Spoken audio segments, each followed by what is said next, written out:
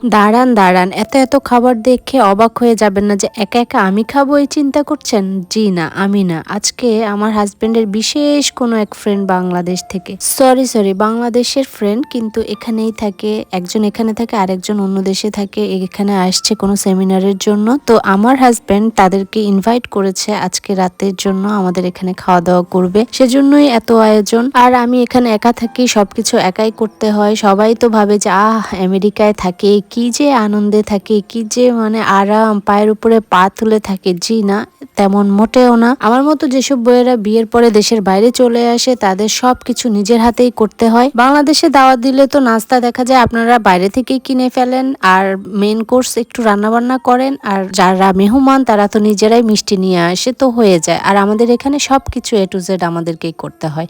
একা হাতে রসমলাই বানানো শেষ, রোস্ট করা শেষ, গরুর মাংস সবকিছু করে ফেলেছি। এখন এত খাবার দাবার দেখে অনেকে বলবে যে হ্যাঁ, শো অফ করতেছে, দুইজন মানুষের জন্য এত কেন রান্না? দুইজন হোক আর 10 জন হোক, রান্না বান্না আপনাকে সেমই করতে হবে যখন আপনার বাসায় মেহমান আসবে। আমাদের বাসায় যখন গেস্ট আসে তখন আমরা দেখা যায় যে 2-3 দিন ধরে প্রিপারেশন নেয় অনেক কিছু। ধরেন অ্যাপিটাইজার যেটা হয়, যে নাস্তাতে কি দিব, মানে যাই হোক, আমরা দেখা যায় যে আগে প্রিপারেশন নিয়ে নেই, একদম করে টোরে সব ফ্রিজে রেখে দিই। তখন দেখা যায় ইনস্ট্যান্ট ভেজে দেই, ভাজা পোড়া জিনিস হলে ভেজে দেই বা বেক করে দেই, এরকম হয়। আর ধরেন যেদিন মেহমান আসে সেদিন ধরেন ভাত, অনেক কিছু আপনার থাকে, ভাজা পোড়া জিনিস থাকে, ভাত তরকারি রান্না করা থাকে টুকটাক, যেগুলো আপনি ফ্রিজে রাখতে পারবেন না, যেমন ফ্রুটস কাটা, ওগুলো অনেক কাজ থাকে যেগুলো আমরা পরে মানে আস্তে ধীরে দেখা যায় যে সেদিন করি। এজন্য আমাদের একটু প্রেশার কম পড়ে।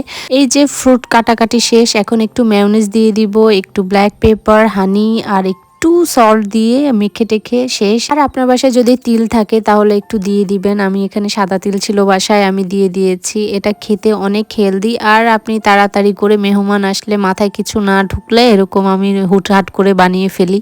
এটা একটা আইটেমের মধ্যে চলে যায়। আর আপনার তো জানেন আমার বিশাল একটা বাগান আছে, খুবই কাছের, আমার প্রিয়। তো সেই বাগানেরও তো সেবা করতে হবে, মেহমান আসছে তো ভুলে যাওয়া তো যাবে না। বাই দ্য ওয়ে, আমার এই ভিডিওটা 1 মাস আগের করা, আমার গাছগুলো অলরেডি মরে গিয়েছে।